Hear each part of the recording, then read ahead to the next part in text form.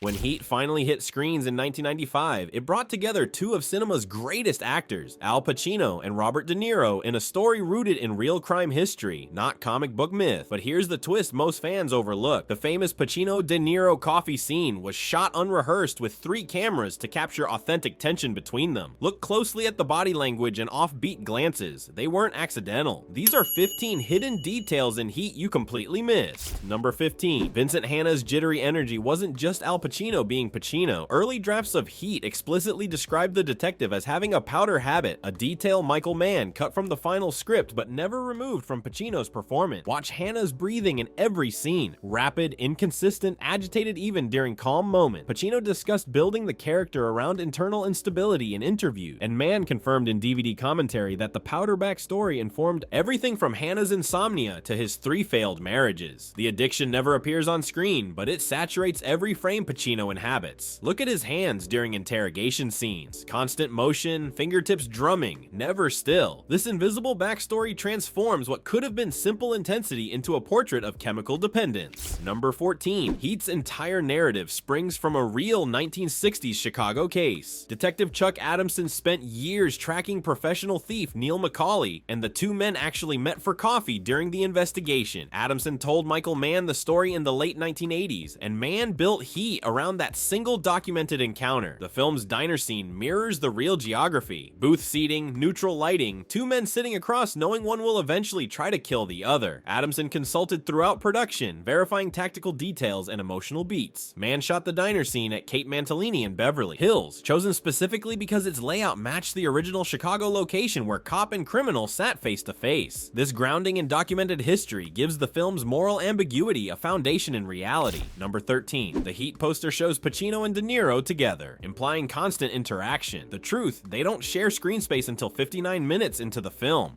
Mann deliberately kept them apart during the first act, building anticipation through near misses and parallel scenes. Watch the opening bank robbery. Hanna arrives moments after McCauley's crew leaves, examining the same space but never connecting. Mann shot these sequences using real Los Angeles geography to emphasize the characters circling each other. Notice the glance transitions during the diner scene. Mann cuts between profile shots at irregular intervals, refusing to establish traditional shot-reverse shot rhythm. That's Mann using the camera to show 2 men sizing each other up. The delayed confrontation makes their eventual meeting feel inevitable and earned. Number 12. Robert De Niro received Heat's screenplay first in early 1994, directly from Mann. He read it overnight and immediately called Al Pacino, whom he'd known since the 1970s but never truly worked with beyond brief Godfather Part 2 moments. The script went to Pacino with De Niro's endorsement already attached, a rare gesture between actors of their stature. Mann confirmed in Blu-ray commentary that having De Niro recruit Pacino changed the entire production's energy. These weren't 2 stars hired separately, they were collaborators who chose each other. Watch their on-screen mirroring during the diner scene. Both men lean forward at identical angles. Both use minimal hand gestures. Both speak in measured cadences reflecting their shared decision. This personal connection between the actors creates an authenticity that calculated casting could never achieve. Number 11. Heat's 107 Day. Production schedule used 0 soundstages. Every location, from the downtown shootout to McCauley's cliffside house, was a real Los Angeles space filmed during active city operation. The crew shut down entire blocks for the bank robbery sequence, coordinating with LAPD and business owners across 16 separate permits. Mann insisted on practical environments to give actors authentic spatial awareness. Watch the shootout scene. Those aren't set walls. They're actual downtown buildings with functioning offices above the street-level chaos. Even the climactic LAX chase used the actual airport filmed during overnight hours with FAA coordination. This commitment to real geography forced actors to interact with genuine environments rather than controlled sets. The authenticity visible in every frame comes from Mann's refusal to compromise on location realism. Number 10.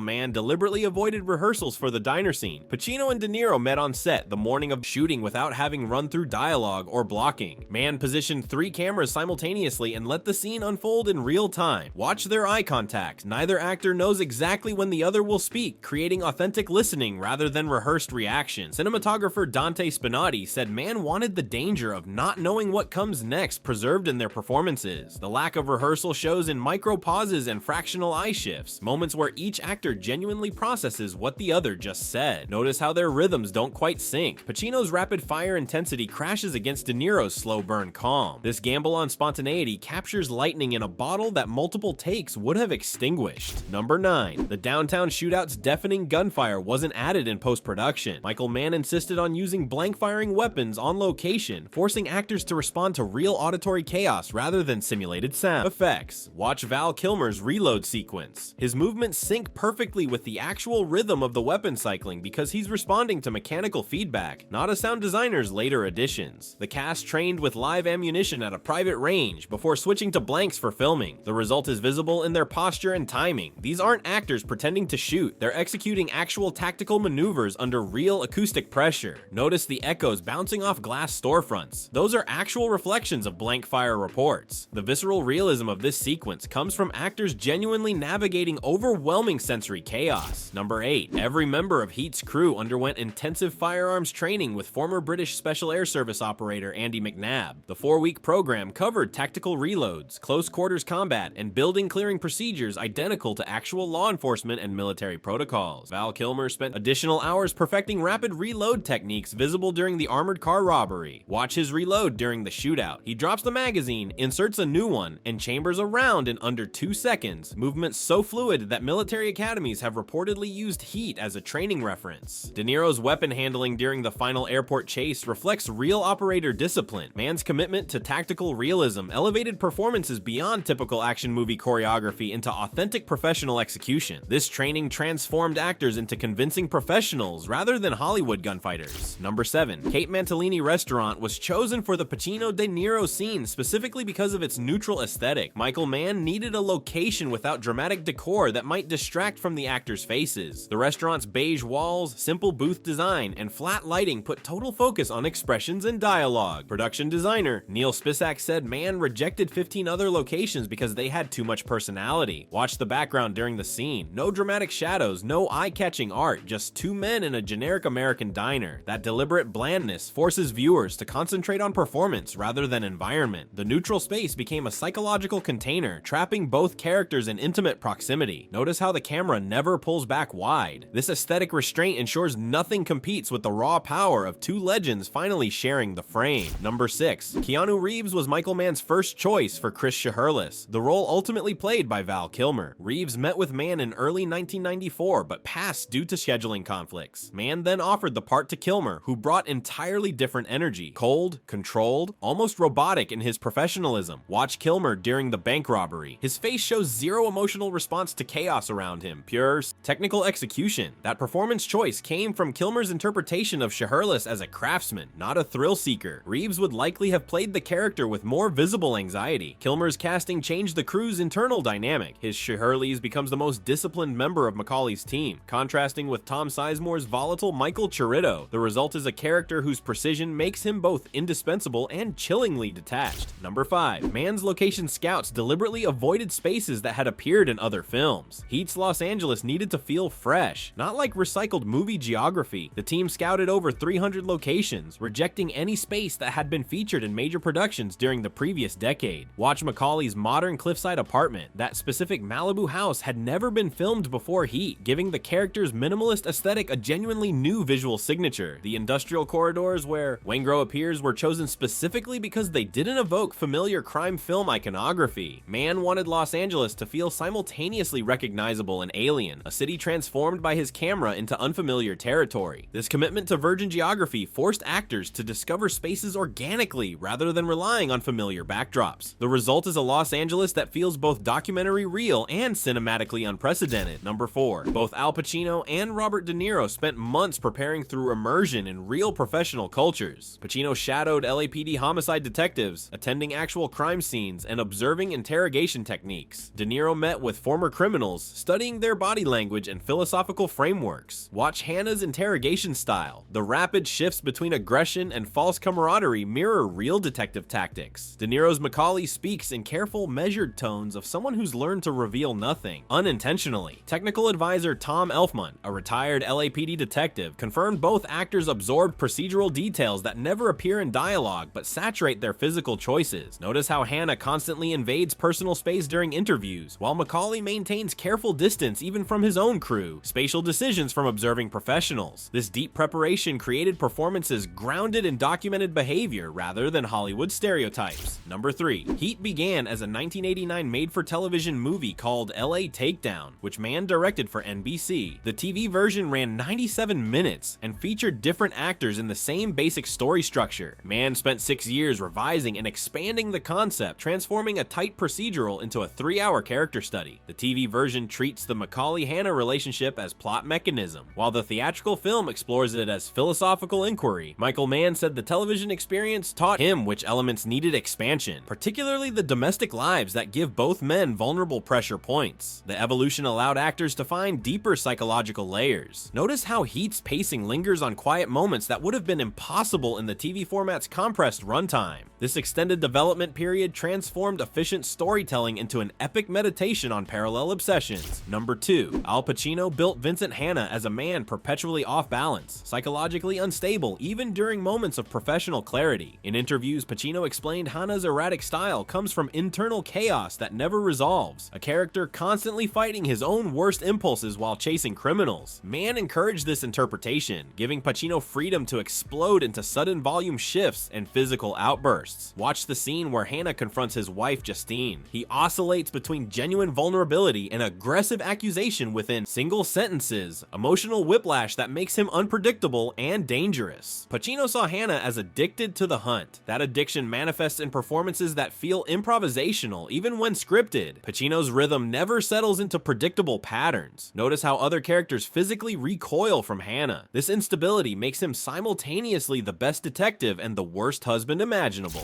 Number 1. The iconic diner scene between Al Pacino and Robert De Niro was captured primarily in one continuous take, preserved because Mann recognized its unrehearsed authenticity. Watch carefully for subtle continuity jumps. A coffee cup's position shifts slightly, De Niro's hand moves between cuts, evidence of minimal editing within what reads as seamless conversation. Mann shot the scene with 3 cameras simultaneously and used maybe 3 or 4 cuts total in the final 9-minute sequence. The decision to preserve the single take's rhythm meant accepting tiny imperfections that would normally require reshoots. Notice the slight 1 to 2 frame jumps during their exchange. Those reflect real pacing, not staged cuts designed for maximum dramatic impact. The result feels like documentary footage rather than constructed drama. This technical choice captures the unrepeatable magic of 2 masters discovering each other in real time. Heat didn't just bring together legends, it engineered their performances with real psychological and physical preparation, location realism, and carefully orchestrated spontaneity. From Mann's decision to shoot unrehearsed to his insistence on tactical firearms training, every choice served authenticity over convenience. The film's power comes from what viewers don't consciously notice: the real locations, the genuine tactical movements, the spontaneous chemistry between 2 actors meeting for the first time on camera. These hidden details transform Heat from crime thriller into meditation on obsession. Which hidden detail surprised you most, and what film should we open next?